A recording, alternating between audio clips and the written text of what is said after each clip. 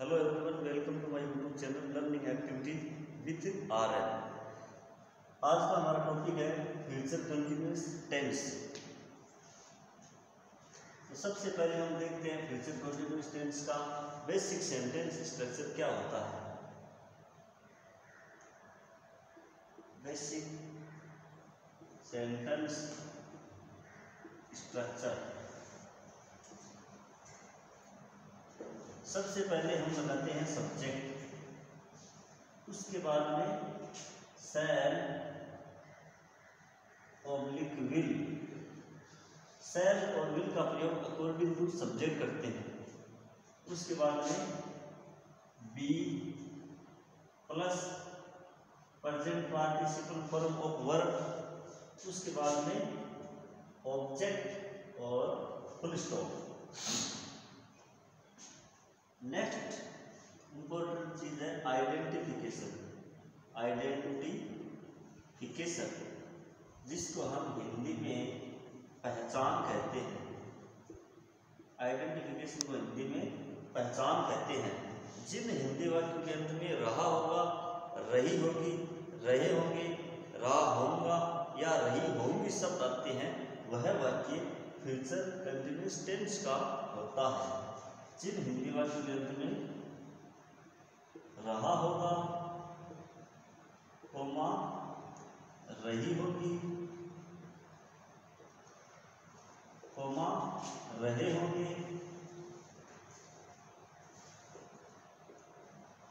Coma, रहा होऊंगा, coma, रही होंगी शब्द आते हैं, वह वाक्य फ्यूचर कंटिन्यूअस टेंस का होता है। एज एग्जाम्पल लिखते हैं, हम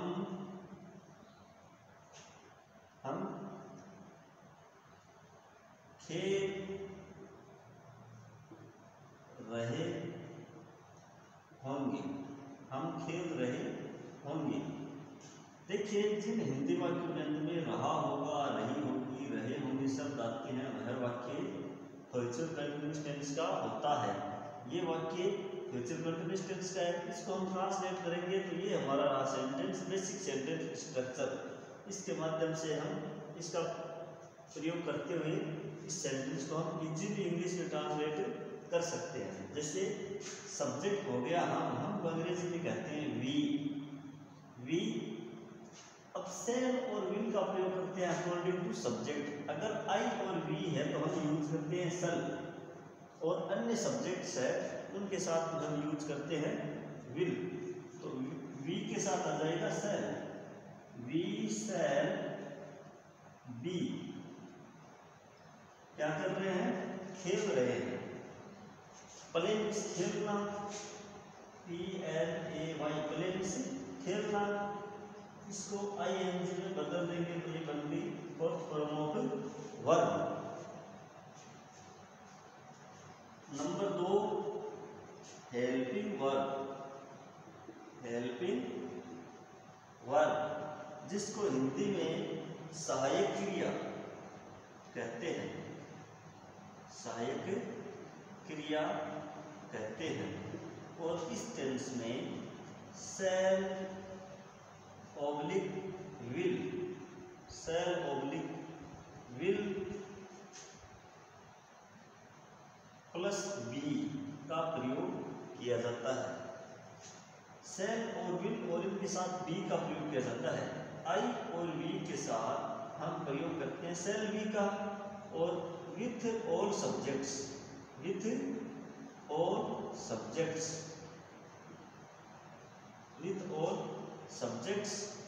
आई और वी को छोड़कर जो बचे हुए सब्जेक्ट है उनके साथ विल का प्रयोग करते हैं। आई और वी के साथ शैल, और जो बचे हुए हैं सभी subject, all subjects. All subject में यहाँ आई और वी नहीं है। जो बचे हुए हैं आई वी को छोड़कर उनके साथ विल का प्रयोग करते हैं।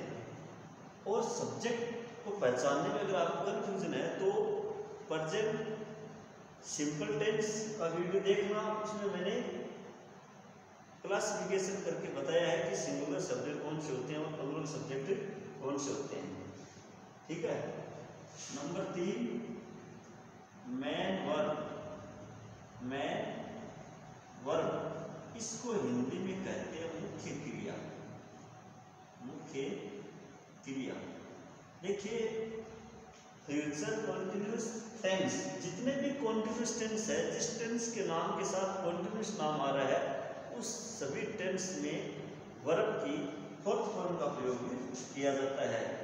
वर्ब की फोर्थ फॉर्म यानी present participle form of verb का प्रयोग किया जाता है।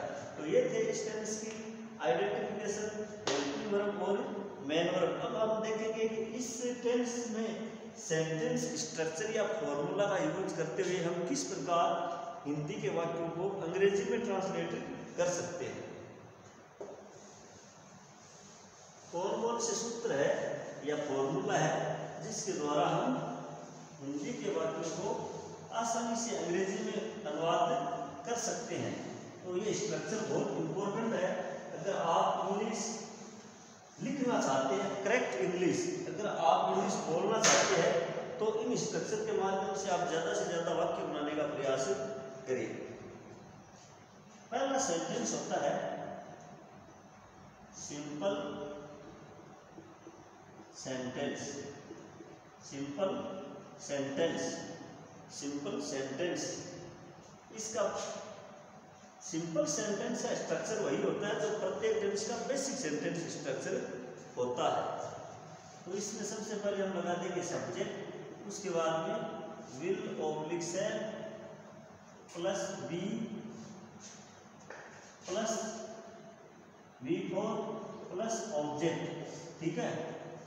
उसके बाद में दूसरा सेंटेंस होता है निगेटिव सेंटेंस यानी नकारात्मक वाक्य। इसमें हम हेल्पिंग वर्ब और बी के बीच में नोट लगाते हैं, जैसे subject plus will oblique shall plus not plus be plus V4 plus object. Number 3 sentence है इंटेरोगेटिव सेंटेंस। इंटेरोगेटिव सेंटेंस जिसको हम प्रश्नवाचक वाक्य कहते हैं, और प्रश्नवाचक वाक्य हमेशा he starts with helping verb और WH verbs and ends with A question mark. इसमें यहाँ हम सबसे पहले शैल या विल को सबसे प्रारंभ में रखेंगे, उसके बाद में सब्जेक्ट, उसके बाद में बी, उसके बाद में V4, उसके बाद में ऑब्जेक्ट और अंत में क्वेश्चन मार्क। नंबर 4 सेंटेंस होता है इंटरोगेटिव प्लस निगेटिव सेंटेंस, जिसको प्रश्नवाचक नकारात्मक वाक्य कहते हैं। ये वाक्य भी हेल्पिंग वर्ब से शुरू होते हैं और बीच में नोट का प्रयोग किया जाता है।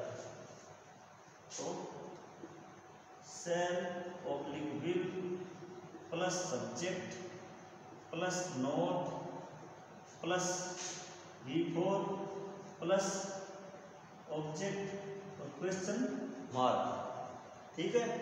ये सेंटेंस स्ट्रक्चर है। अब हम आसानी से किसी भी हिंदी वाक्य को जो फ्यूचर कंटिन्यूअस टेंस का है उसको अंग्रेजी में ट्रांसलेट कर सकते हैं। जैसे एक वाक्य लेते हैं कि मैं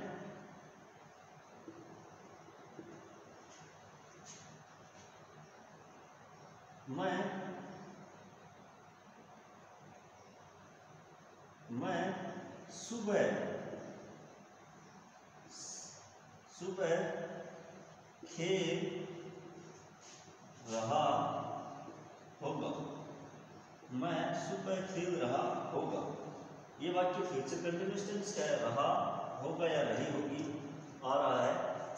तो यहाँ ये हमारे पास सेंटेंस स्ट्रक्चर। तो सबसे पहले लगाएंगे सब्जेक्ट। सब्जेक्ट मैं है तो मैं को अंग्रेजी में कहते हैं आई, और उसके बाद में विल या सेल, और आई और बी के साथ हम यूज में लेते हैं सेल। आई शैल, उसके बाद बी, आई शैल बी, क्या कर रहा हूँ, खेल रहा हूँ, play, play I N G लगा दिया तो हो गया playing, I shall be playing in the morning, in the morning, in the morning, I shall be playing in the morning, मैं सुबह खेल रहा होगा।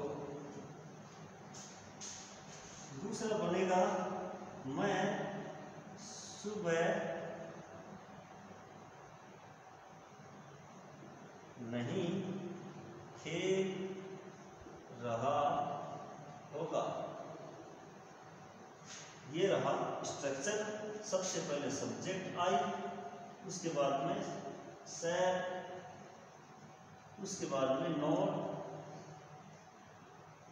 उसके बाद में बी, उसके बाद में बी फॉर प्ले,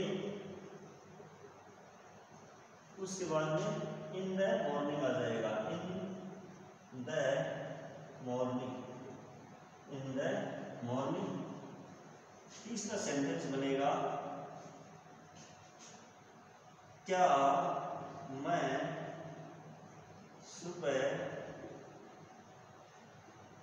खेल रहा होगा, क्या मैं सुबह खेल रहा होगा। तो ये रहा इंट्रोगेटिव सेंटेंस का स्ट्रक्चर।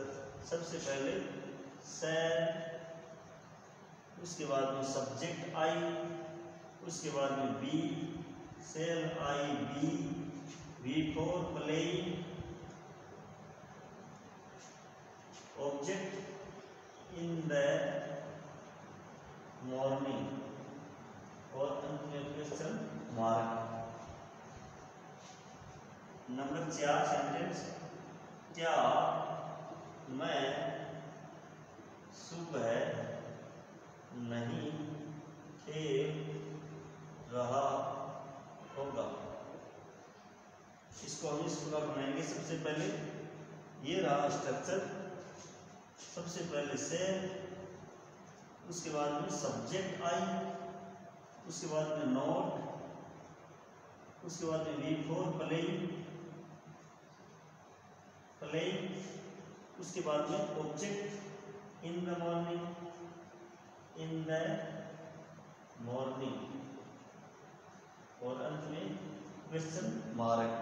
तो ये था फ्यूचर कंटिन्यूअस टेंस के बारे में जानकारी, इसकी आइडेंटिफिकेशन, हेल्पिंग वर्ब और मेन वर्ब, और इसका बेसिक सेंटेंस स्ट्रक्चर, और किस प्रकार हम फॉर्मूलाज को यूज करते हुए आसानी से हिंदी के वाक्यों को अंग्रेजी में अनुवाद कर सकते हैं के बारे में आपने इस वीडियो में जाना। आगे भी मैं आपको वीडियो प्रोवाइड करता रहूँगा। तब तक के लिए धन्यवाद। Stay at home and stay safe.